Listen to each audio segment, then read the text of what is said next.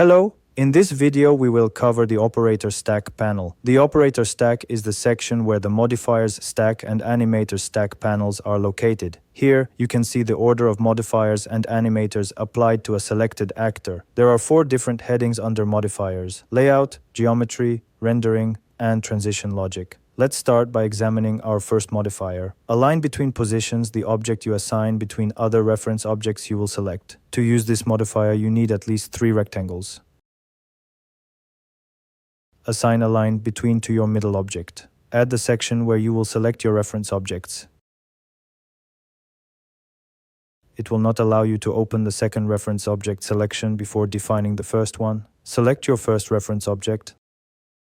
Then open the second reference section and define your other reference object. Set the weight to 1 for both sections and select Enable. If you move any of the references, you will see that your main object also moves. You can change the weight to adjust the force applied by the references. For example, let's set the weight of one of our references to 2. Now this reference applies twice as much force as the other reference, and the object is no longer exactly in the middle. It is closer to the reference with a weight of 2. If you wish, you can apply it to more than 2 references. Auto-follow is one of the modifiers we use most often, especially in lower thirds. It allows an object to follow another object without a parent-child relationship. Let's compare these 2 different approaches. Place one of the rectangles under the other to create a parent-child situation. The moment you move your parent object, your other object will also move. However, when you change the mesh size of your parent object, the child will not move. But if you assign auto-follow to the object that will follow, and assign the object to be followed as the reference, you will notice that auto-follow moves according to the mesh size. This is the main difference between the 2 methods. We can start examining the parameters inside auto-follow. With followed axis, you specify which axis to follow. For example, it is currently following on the Y and Z axis, but if I turn off Z, it will only follow on the Y axis. Auto-follow generally tends to reference the right side of the object when first opened. If you want to follow from another edge, you can use offset axis. For example, if I set my Y offset to -1, the following object will move from right to left. Or you can customize your alignment preferences with the alignment options below. To add padding, you can directly use the padding settings. The extra feature here is that there are both start and end padding options. This means you can assign 2 different padding values and animate your padding progress according to your needs in your animation. It's a useful feature for different scenarios. The grid arrange modifier is also one of the most frequently used modifiers. To use it, you generally need a null actor. Create a null actor and assign this modifier to it. For example, let's create an array with 5 copies. To do this, copy the same rectangle inside your null actor. Now all objects are in the same position. Since I want to arrange them on the x-axis, I type 5 in x. And with spread, I drag my array to the position I want. Now the array is ready. It is also possible to create nested structured lists with null actors. To give another example with a different actor, for now I'm deleting my rectangles.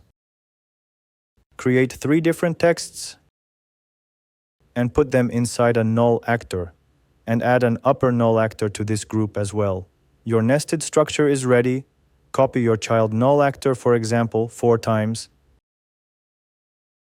Add grid arrange to your parent null actor, and apply the modifier as in the previous example. As you can see, we were able to create a structure similar to a list. Justify is a modifier used when there is a parent-child situation, because it determines where the center of the created group will be. For example, let's say there are 3 squares inside a null actor.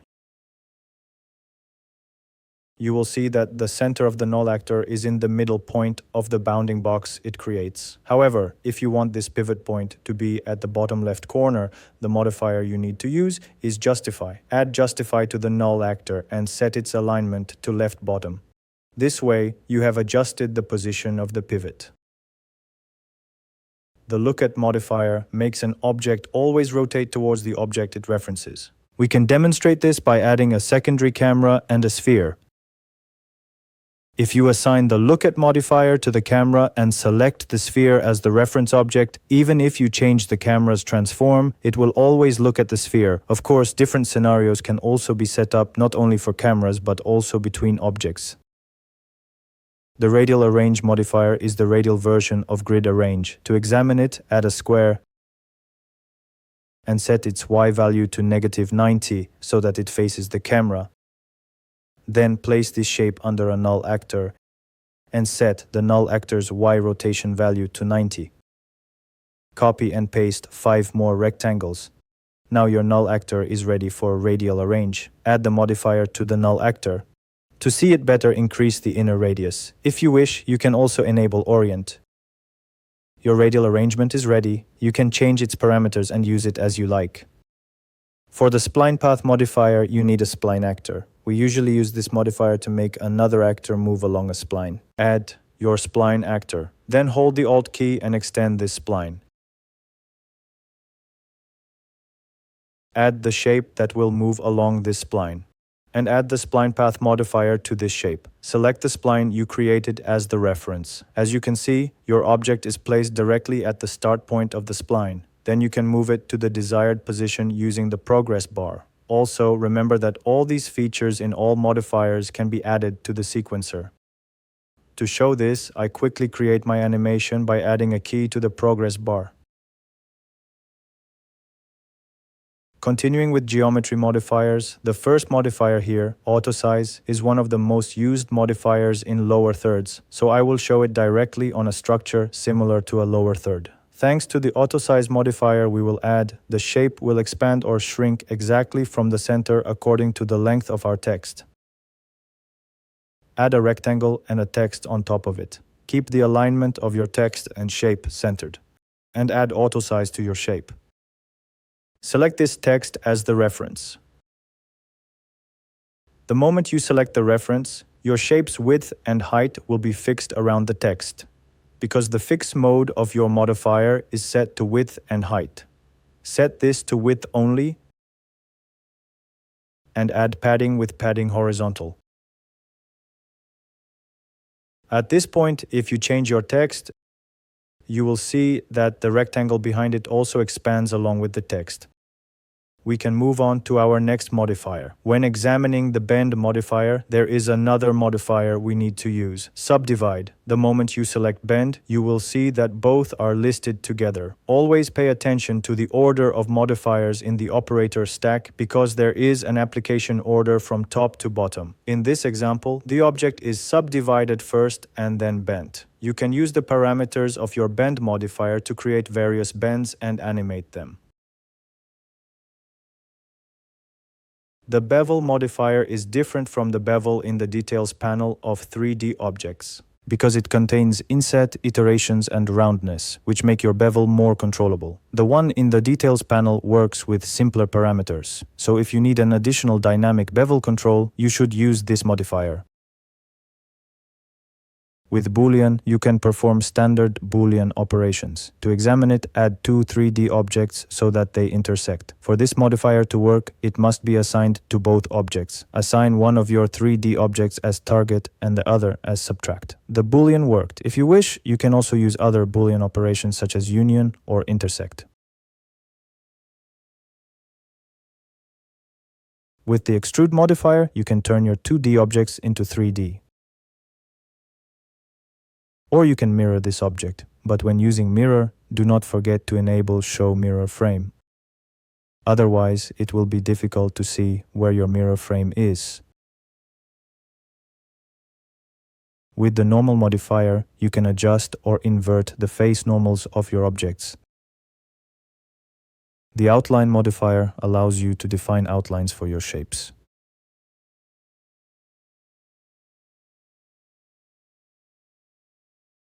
Another way to create an array is the pattern modifier. For this, I'm adding a rectangle with a linear gradient. If I directly add the pattern modifier to this rectangle, it creates my pattern. There are 3 different presets here. For now, I'll proceed with grid. As you can see, you can arrange and position your grid as you wish.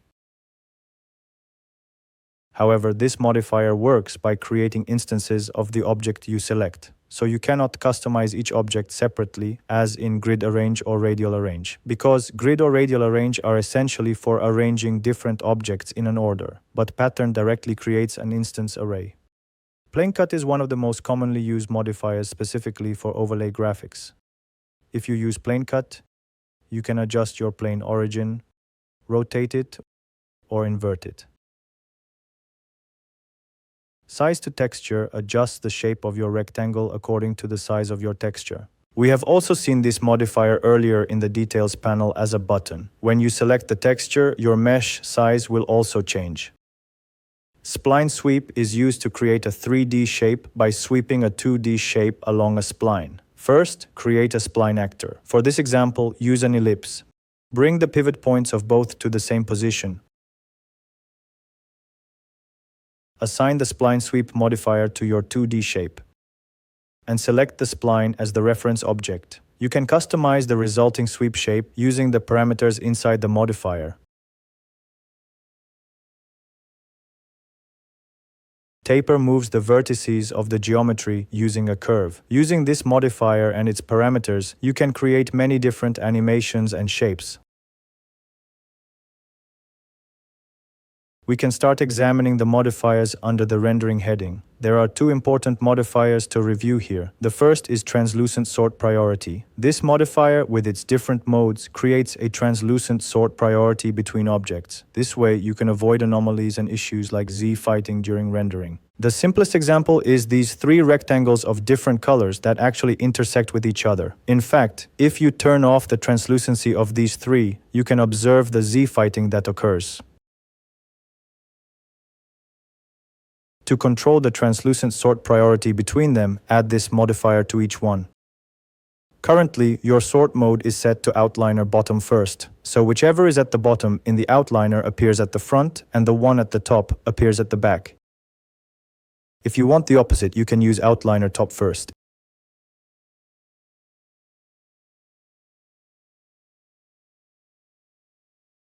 If your objects are not on the same plane, you can also use camera distance mode. The one closer to the camera will appear in front. Or you can assign priority completely manually. The higher your sort priority value, the more forward your object will appear. This is especially a good feature when you don't want to deal with outliner order or in complex graphics. The second important modifier is mask modifiers. For this, you need a mask object and an object to be masked. Assign mask layer, output to the object you will mask. Assign mask layer, input to the layer you will turn into a mask. And your mask modifier is working. If you wish, you can also invert this masking. Now we can move on to animators. Here, under the numeric heading, let's start with bounce. Basically, for animators to work, you need to link the properties of the relevant object. For this example, I will only select Z location. As you can see, my animator is now active. The time parameters of the animator are here for you to adjust the resulting motion. Let's quickly apply and review them. Invert effect. Magnitude.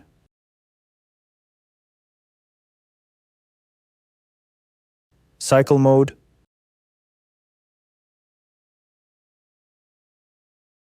Cycle duration. Cycle gap duration. In addition to the effect, you can also change the properties of the applied force. Amplitude min.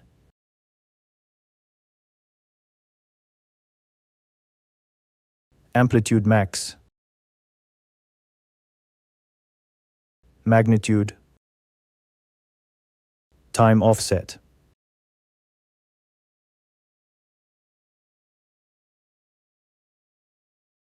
But I would like to point out that almost all the animators you see here are actually presets of the curve animator. That is, you can create these animators by selecting the curve animator and defining the relevant curve. So basically, they are the same thing. The only difference is the curve they use. Sound wave is a little different because it converts the sound wave you choose into a kind of curve and uses it. The remaining animators are animators specific to the text actor.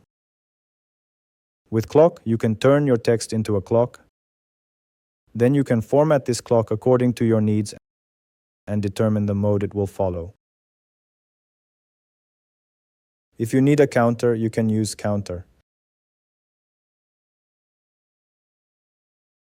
As you can see, all these modifiers are very important elements in the design phase and in determining the working mechanisms of graphics. If you are new, please do not neglect to practice these modifiers yourself. Thank you for listening.